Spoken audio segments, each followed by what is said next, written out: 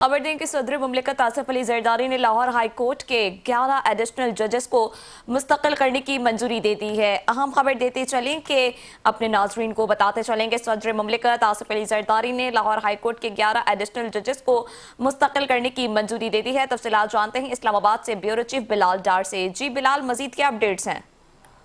बिल्कुल, सदर मुमलिकत आसिफ अली जरदारी की मंजूरी के बाद बाकायदा इसका नोटिफिकेशन भी जारी कर दिया गया है। सदर आसिफ अली जरदारी ने लाहौर हाई कोर्ट के एडिशनल जजेस जिनकी मंजूरी दी, उसमें जस्टिस तारिक महमूद बाजवा की मुद्दत मुलाजमत में मजीद 6 माह की तोसी की भी मंजूरी दी गई है।